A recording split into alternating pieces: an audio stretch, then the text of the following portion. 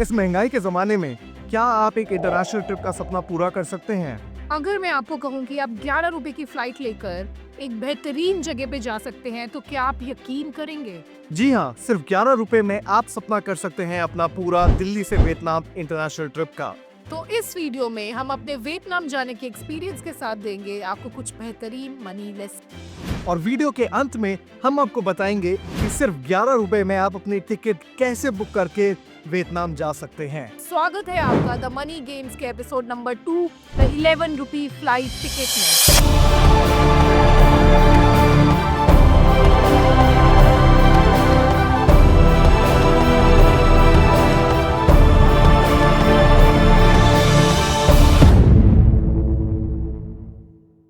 शादी के 2 महीने बाद मैंने और श्रेय ने डिसाइड किया कि हम लोग वियतनाम जाएंगे। खैर, डिसीजन तो ये सिर्फ नमिता का था, मेरे को हाँ बोलना पड़ा।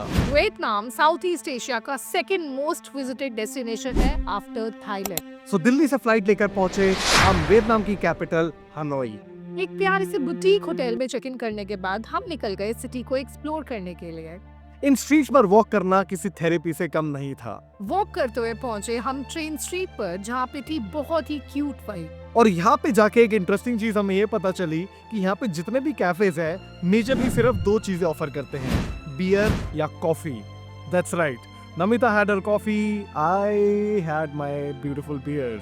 अगले ही दिन पहुंचे हम क्रूज एक्सपीरियंस के लिए हैलोंग बे, जो कि है एक यूनेस्को वर्ल्ड हेरिटेज साइट। जगह काफी अच्छी, सरियल एंड बहुत ही पीसफुल थी। क्रूज को बीच में रोककर हम एक बोट से सोंग सॉर्ट केव्स में गए, जो कि एक बहुत ही अच्छा एक्सपीरियंस था।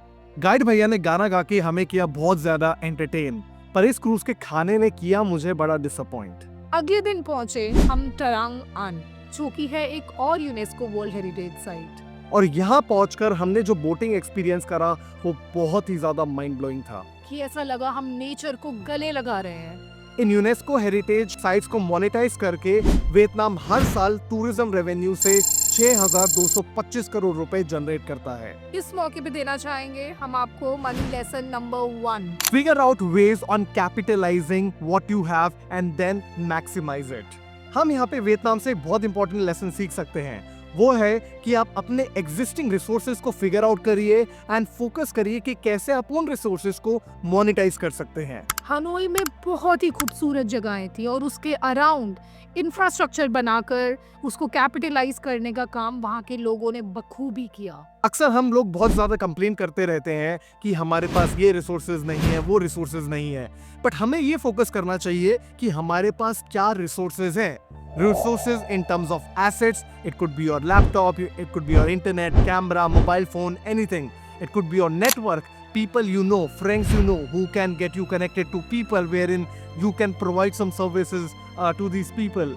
और थर्ड होता है आपका स्किल सेट। ऐसा कौन सा आपका स्किल है जिसके थ्रू आप लोगों को वैल्यू प्रोवाइड कर सकते हैं ताकि वो आपको उसके लिए पे कर सकें। So you need to focus on जो भी आपके पास अभी है लाइफ में, आप उसको कैसे मोनेटाइज कर सकते हैं और उससे आप मैक्सिमम वैल्यू कैसे एक्सट्रैक्ट कर सकते हैं। आप अपनी स्किल्स या तो किसी को सिखा सकते हैं, या अपनी स्किल से किसी का प्रॉब्लम सॉल्व कर सकते हैं, या अपनी स्किल इस्तेमाल करके किसी का टाइम बचा सकते हैं। अगले ही दिन हमने हनोई से दनांग के लिए फ्लाइट ली। दनांग एक बहुत ही बेहतरीन ब्लेंड था हेरिटेज और एक मॉडर्न इंफ्रास्ट्रक्चर का। We stayed in an ocean front hotel जिसकी बालकनी से सामने ओशन दिखता था। जिस साइड पर हम रुके थे उस साइड पे बहुत बेहतरीन इंफ्रास्ट्रक्चर था। Not just this city was home to some amazing cafes. Da Nang की पहली रात 3-4 घंटे तक हमने सिटी की वॉक करी। नेक्स्ट डे हमने एक हेरिटेज टूर बुक किया था। इस दिन हमने एक प्राइवेट टूर बुक किया था जिसमें हमारे पास एक प्राइवेट गाइड था। इस दिन हम जा रहे थे the imperial city which was also the ancient capital of Vietnam. और उस गाइड ने मुझे निकनेम दिया मिस इंडिया और श्रेय को निकनेम दिया मिस्टर स्ट्रॉन्गेस्ट। पहुंचे हम इंपीरियल सिटी एंड जाते ही वी गॉट वेरी एक्साइटेड।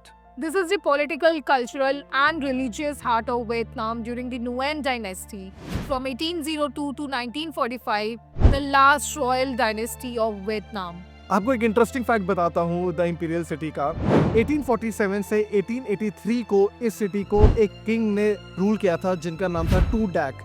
इस पर्टिकुलर किंग की 104 बीवियां थीं। But interestingly he did not have a single biological child, क्योंकि उनको कोई बीमारी थी जिसकी वजह से वो बच्चे नहीं कर सकते थे। तो उन्होंने अपने 3 नेफ्यूज को अडॉप्ट किया ताकि उनकी रॉयल ब्लड लाइन कंटिन्यू रह सके। ये वही जगह है जिसको यूएस ने 1968 में बॉम्ब कर दिया था।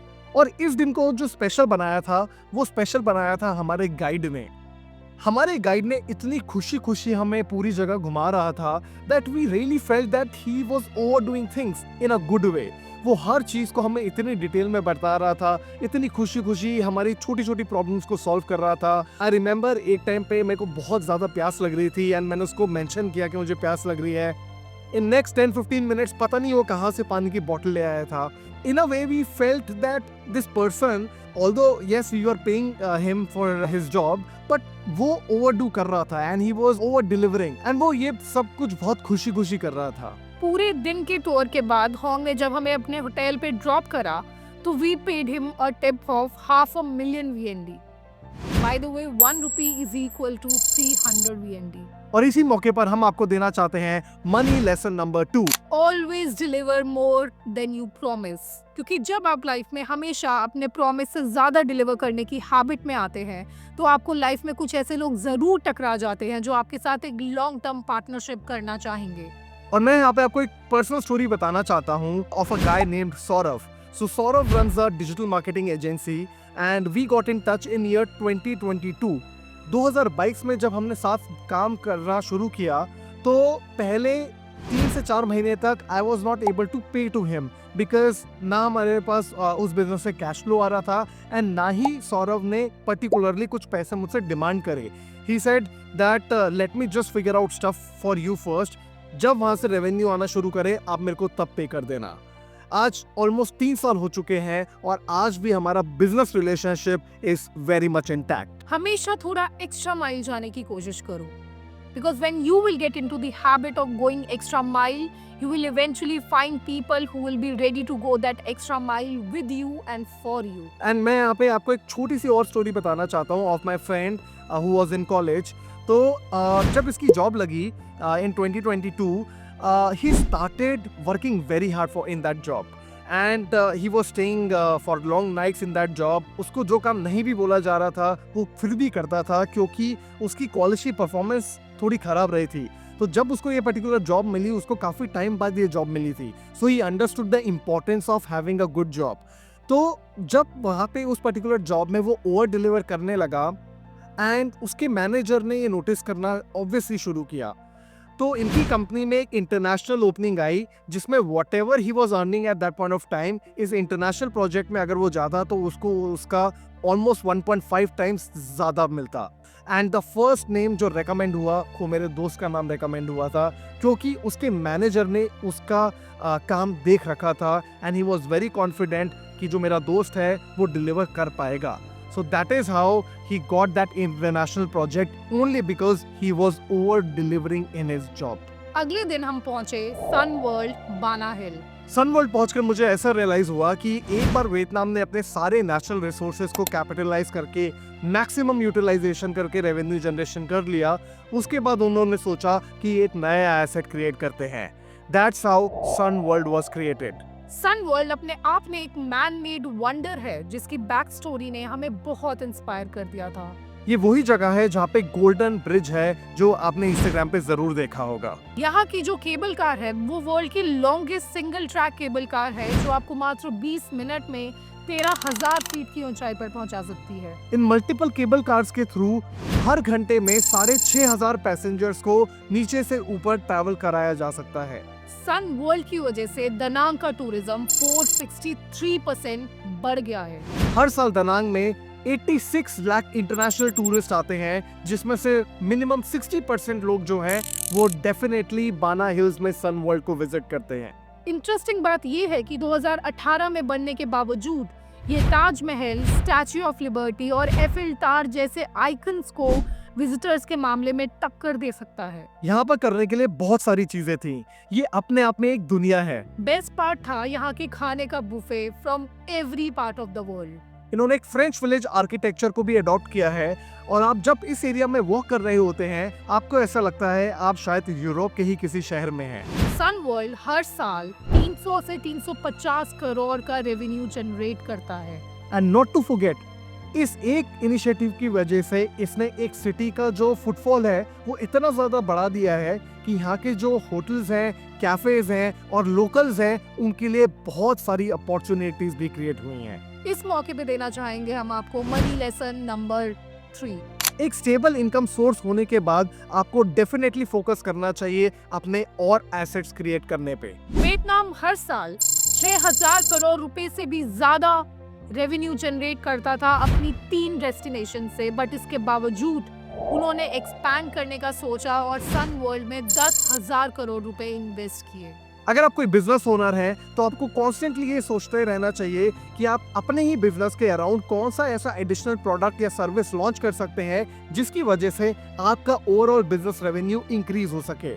चाहे उसके लिए आपको कुछ एडिशनल इन्वेस्टमेंट्स करने पड़े, कुछ आपको एडिशनल हायर्स करने पड़े, आपको ये हमेशा करते रहना चाहिए। और अगर आप जॉब में हैं तो सोचिए आप ऐसा क्या कर सकते हैं जो आपकी जॉब के अलावा आपको 10% ज्यादा पैसे कमा कर दे सके। इस साइड हसल वाली चीज में मैं आपको एक छोटी सी टिप और देना चाहता हूँ that you focus on creating services और products for those industries where your government is focusing. जी हाँ, जैसे वियतनाम बहुत इमेंसली अपने टूरिज्म पे फोकस करता है, तो टूरिज्म के अराउंड कोई भी कुछ इनिशिएटिव करना चाहता है तो उसको गवर्नमेंट बहुत ज़्यादा सपोर्ट करती है। सिमिलरली अगर आप कोई प्रोडक्ट या सर्विस क्रिएट करने की सोच रहे हैं तो आप उस सेक्टर्स को आइडेंटिफाई करिए जिसमें आपकी कंट्री की जो गवर्नमेंट है वो बहुत ज़्यादा फोकस कर रही हो। वियतनाम जैसी एक अंडरडॉग कंट्री एक इतने बड़े वॉर के बाद भी इतना आगे जा सकती है, तो आप तो आगे जा ही सकते हैं। Which brings us to the final part of this series and that is 11 रुपए की फ्लाइट टिकट। जी हाँ, आप में से काफी लोग अभी तक बस ये सोच रहे होंगे कि इस क्वेश्चन का आंसर मैं कब दूंगा। ये इनिशिएटिव है वियतजेट एयरलाइंस का, जिन्होंने शुरू किया मात्र 11 रुपए की टिकट बेचना इंडिया की बहुत सारी सिटीज से वियतनाम तक। ये ऑफर सिर्फ और सिर्फ वैलिड है फॉर एवरी फ्राइडेज। कोशिश करिए शायद आप भी लकी निकल जाएं और मात्र 11 रुपए में आप 2025 में वियतनाम का एक ट्रिप कर पाएं। और जो लोग ये सोच रहे हैं कि यार कुछ नहीं होता, हमें कोई टिकट्स नहीं मिलने वाली, मैं आपको यहाँ पे बताना चाहता हूँ कि 2018 में मेरे को एक फुल्ली स्पॉन्सर्ड यूरोप ट्रिप का मौका मिला था, क्योंकि मैंने एक ऐसी जगह पे पोस्टर देखा था जहाँ पे लिखा था want to win a free Europe trip. I applied for it, उसका सिलेक्शन प्रोसेस था and I got through it. So अगर आप ये सोच रहे हैं कि नहीं ऐसा कुछ नहीं होता, ये सिर्फ एक गिमिक है और people don't get the benefit of it, then आप कंप्लीटली गलत हैं। और रिगार्डिंग माय यूरोप ट्रिप, अगले वीडियो में मैं आपको उसकी स्टोरी जरूर बताऊंगा।